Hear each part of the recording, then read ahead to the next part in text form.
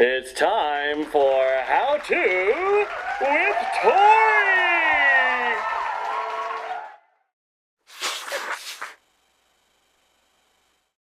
It's getting close to Christmas, so today we're going to be doing a little Christmas crafting, and I'm going to teach you how to make moose dropping garlands, because who doesn't need one of those, right? First things you're going to need are some of these garlands. They come in all sorts of different shapes and sizes. I usually go out the day after Christmas and buy my garlands after Christmas when they're 75% off. For instance, this one was normally $7.99, but I got it for $2.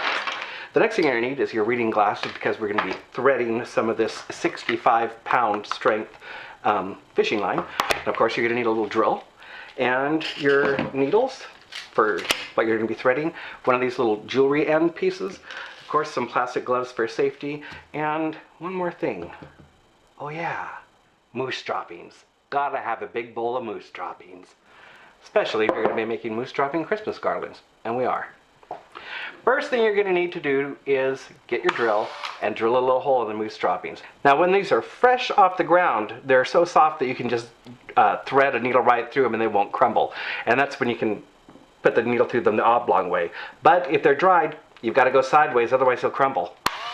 Because these aren't fresh. These were shipped to me from Alaska. And I want to emphasize the word shipped.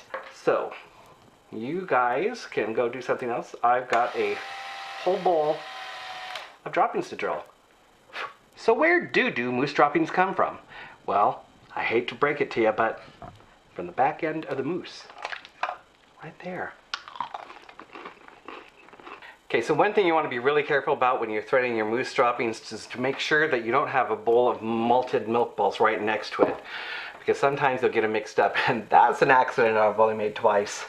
Slow learner on that one. Which is why I started putting the Whoppers in here, which is what I ate earlier in case you were curious about. Okay, so look at this.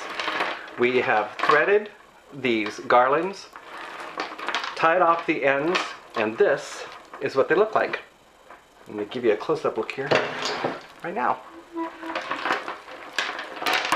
Now, you probably think, wow, those are moose droppings. They have got to stink. And you would be wrong. There's not a strong order at all to moose droppings because they're vegetarians, they're herbivores. We're also going to go outside right after this step, and I'm going to hang them up on a clothesline and spray them down with a polyurethane sealant. Give them a nice pretty shine, because you want the Christmas lights to glimmer off of them. And by the way, about the malted milk balls, that's what the plastic glove is for. Because I don't like to get chocolate on my fingers. But this stuff is fine.